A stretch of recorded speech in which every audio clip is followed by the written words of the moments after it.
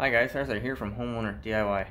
So what I'm going to do today is I'm going to do part 2 of my incorrect plumbing video. In the first part of this series, I showed you really how not to do plumbing. The sink would take 45 minutes to drain. Everything is done wrong. I mean, guys, it was a mess, and I'm going to show you at the end of this video what professional plumbing looks like. The plan is I'm going to put a offset toilet flange in. Once that is done, I'm going to go into the crawl space. I'm going to start from the 4-inch and then work my way back towards the toilet. Once the 3-inch for the toilet is done, I'm going to do the pan drain, the laundry, the sink, and then the toilet vent to finish the job. So what we'll do now is material and tools. Alright guys, this is our material list. So we have a 4-inch Y, 4x3Y, 4-inch 45s, 4x3 bushing, 3-inch 90, a couple 3x2Ys. I got my 3-inch fittings here, 22s, 45s. I got a 2x1.5 Y, 2-inch fittings, 1.5 fittings, union trap, 1.5 union trap, 2 air admittance valves, 1/2-inch strap, 3/4 strap, glue. I have supports for the bottom where I'm not going to strap it up, screws for where I am going to strap it up. We have 2-inch pipe, 4-inch pipe. Guys, PEX fittings. We have stomps down here, and then PEX pipe down here. Guys, this is a portion of what I need to do this job. So what we'll do now is the tools list. Alright guys, this is our tools list for drainage. So we have the cordless kit, cordless drill for strapping things up. Hand tools, I always take my pouch, but really all we need here is a level, a measuring tape, and a hacksaw. And then I also have a scale saw for backing if and when I need that. Guys, this is what I think I need to do this job. Alright guys, so I'm unscrewing the flange. So the screws, these are not brass screws, they're supposed to be. And they actually spun the flange the wrong way. So here and here's where your T-bolts are supposed to go in. So you have a bigger section here that you're supposed to put the T-bolt in, and then you slide it over, and then you spin it so it grabs onto something. So the flange was not installed correctly either, but based on everything else I've seen with the drainage system, I'm not surprised. Alright guys, so this is the hole for a flange. This is an offset floor flange, so if you want to look at it like that. So we put it in the hole, and well, you can see that we need to take this section out. The pencil mark is also where the side of the flange will sit. So what I need to also do is I need to cut this section of the flooring out and then bevel this area here, and that is going to bring the center of the toilet to about 14.25. It's a little bit less than what's supposed to be, but I can live with it. I'm hoping this won't be an issue when the whole toilet moves over, but we will cross that bridge when we get to it. Alright guys, so that's our hole. So our offset floor flange will fit in like that. So off the wall, we should have 12 inches to center, which we do. And now our new center is about 14.25, so that's fine. So what I'm going to do now is here and here, there's nothing to connect into. So I'm going to cut this, I'm going to cut this, I'm going to put a piece of plywood into this side. I'm going to screw it in, and that's going to give me something to screw the flange on this side here. Alright guys, so this is our hole. I put a piece of plywood here, I screwed it down there and there. So now the flange goes in, and it'll be supported on this side here. So guys, when you set your flange, what you want is, you want 12 inches to be in this area here. So if anything, I'd say slide it a little bit more like that. That looks alright. And that looks off a little bit. That looks fine there. And and that should be okay right there. So what I'm going to do is I'm going to put some screws in here, here, probably one there. I don't think I'm going to be able to hit anything on this side, but at least 4 screws should be enough to hold the flange down. Alright guys, so I've got 2 there, 2 down here, and then I actually put this screw in here just to brace it a little bit better. But now this is done, guys. What I'm going to do is, because I've moved the flange over, I'm going to grab the toilet to make sure that this is going to get covered up, and then I'm going to have some clearance here. Alright guys, so I threw the toilet in. The pencil mark here is what shows the bowl, so we're going to have a small exposed area. I will figure out a solution with some flooring. The important thing is at least this area is on the wall side, so you're not going to see it. If it was on this side, that'd be an issue.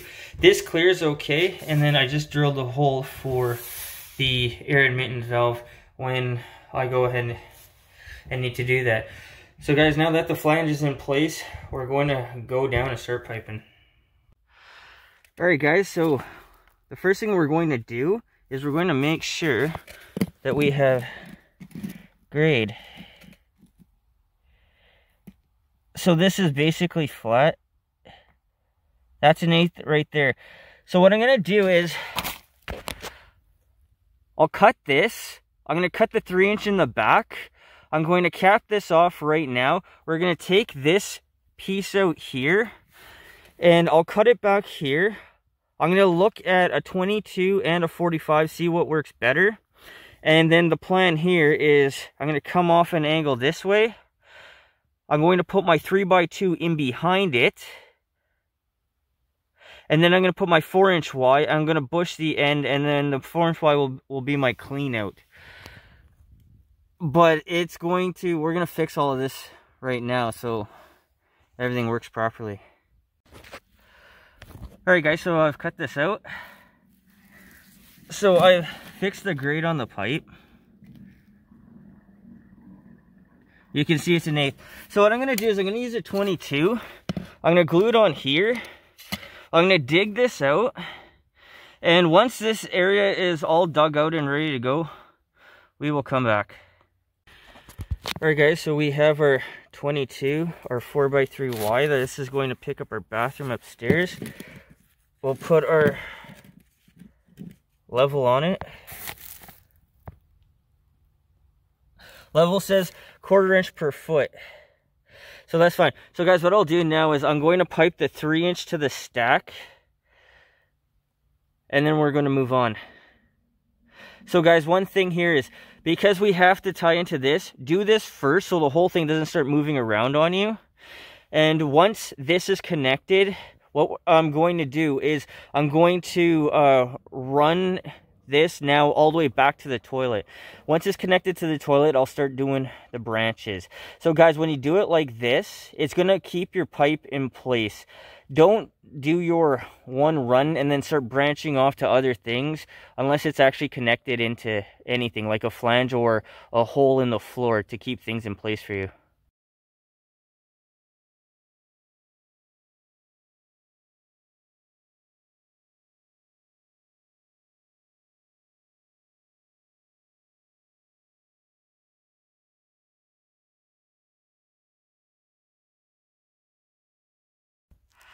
Alright guys, so that is our 3" stack. I realized I didn't have a 3" coupling when I was doing this, so I had to change it on the fly. Anyways, so our 3" comes here, plugs back into our 4". So what I'm going to do now is I'm going to do a 45 offset for the 4". I'm going to get my 4" Y up here for my clean out. I'm going to bush the end. Once that's all done, we will come back. Alright guys, so this is what we look like. So we have our 4x3 to pick up our stack. I offset 45. Here's our clean out here. And now I'm going to run through the crawl space. So guys, this is now correctly done. We have 4" clean out for 4" pipe, and the rest will be running 3". Alright guys, so we're continuing on with our 3". So this 3x2 is going to be for my laundry and for my pan drain. So guys, take note. Make sure that you strap your pipe up first before you glue it in, because if you glue it in before you strap it up, something can change later on. But what I'm going to do is I'm going to glue this in here, and then we'll keep going towards our flange for the toilet. Alright guys, so this is my 45. The vertical piece of pipe is the flange. So guys, what you want to do here is really you want to dry fit a piece of pipe in here and then try to eye this out to where you think it's supposed to be.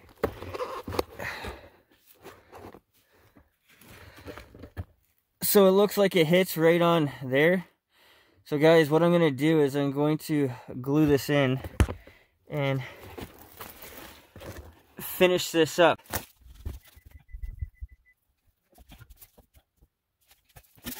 Alright guys, so in this case, I need to put in a Y for the sink, and then I'm going to have to put in another Y for the vent for the toilet. So what I'm going to do is I'm just going to glue this arbitrary piece in, and then cut in my Y after. Alright guys, so I decided where I'm going to cut my Y in. So I want to be to this side for the sink. So guys, you need to know this. The Y for the sink has to be after the vent for the toilet. So I'm going to have another Y here that's going to go into this further space up here into this direction. So the first connection downstream of the toilet, so the toilet's here, the first connection after is what's going to give the toilet air. So in this case, the Y here has to go to the air admittance valve on its own. You cannot have the Y to vent the toilet behind. So in other words, if you're to have this as your air admittance valve for the toilet and then put your sink here, you can't do that because you'd be taking air from the sink. So in this case, what I'm going to do is I'm going to tie in the sink first here, and then the vent for the toilet here, and then we're going to 90 up into the flange.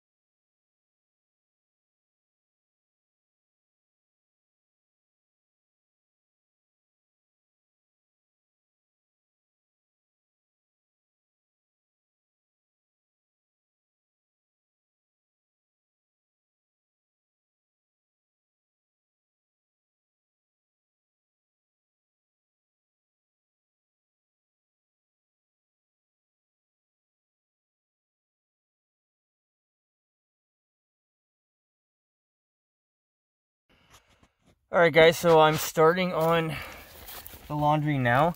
So if you want to see what this end looks like, I haven't piped this in yet, but there's our vent for our toilet. Our toilet is there. Our 3-inch goes all the way back to here.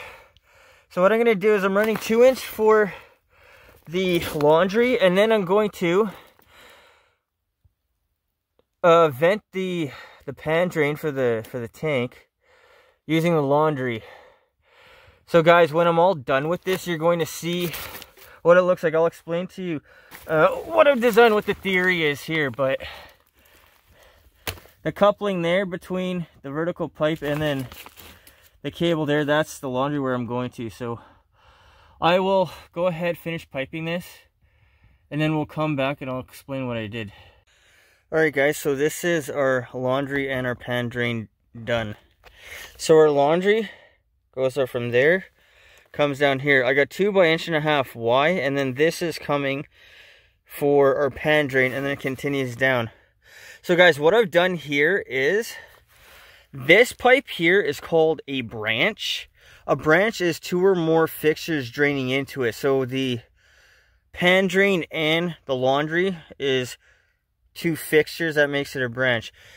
This here is a trap arm. Now I've gone about 4 feet back, so I have a 4-foot trap arm, and then this here, now this, the 2-inch back here for the laundry, that is now called a wet vent. So what a wet vent is, it's a pipe that supplies air and supplies drainage. Now if you're going to wet vent something, then it needs to be bigger than if it was just just a fixture drain for just one fixture. But guys, this is now done to code. So you have straps everywhere. Everything is done. I'm going to clean up, and then we're going to look at our water pipe. All right, guys, this is our water pipe. So cold here, hot here. So guys, you want to stay up high. So within 2 inches. Now, you always want to leave a space in case somebody puts the screw into the floor and misses the joist, like this staple right here. But guys, this is considered a cold zone. So once we put the insulation back here, that is going to help keep these lines from freezing. And then you see here our cold that has a ring on the end, and then our hot that only has one ring. But what I'm going to do now is I'm going to cut the cold. I'm going to cut in a T for the sink, and then I'm going to run it to the end for our toilet. All right, guys, this is our finished product. So we have our toilet here. We 90 down into our 3x2 that's been bushed down. This is our vent, guys. This is our sink. So come off. You can see the gap here, how it's smaller than this side, so it's all grading this way. Guys, take a quick note. The 90 underneath the toilet, as I said in the other video, where you can't have a 90 from vertical to horizontal. This is one exception because you have a big gush of water that goes down with the flush of the toilet, so you're allowed to do a 90 here. The one other exception on a drainage system is a trap arm.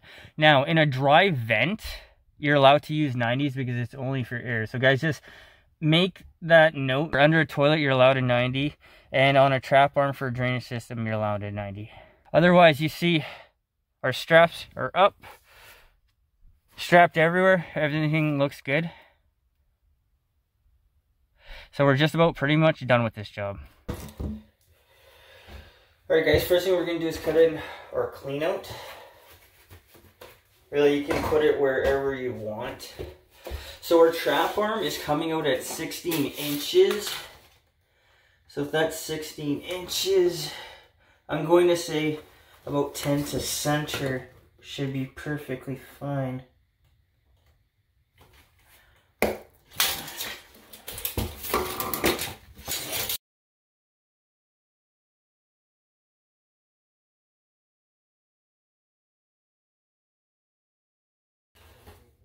Alright guys, so we have our piece for between the T and the clean out.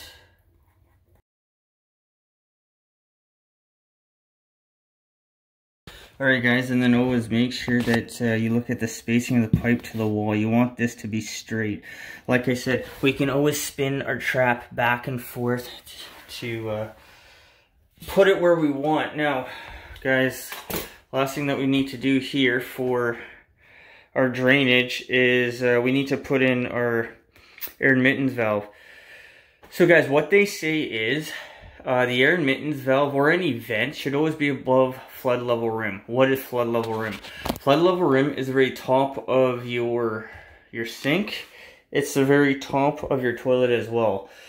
The reason that you want to connect into your vent above flood level rim is that if you ever have a blockage, the water will start to come up here instead of being blocked by your vent down here if your air admittance valve is down here. Or if you tee in and you're lower and then you have a blockage in your sink, it can come up and just keep spilling over into your vent, and then you'll never have any idea that you have a blockage.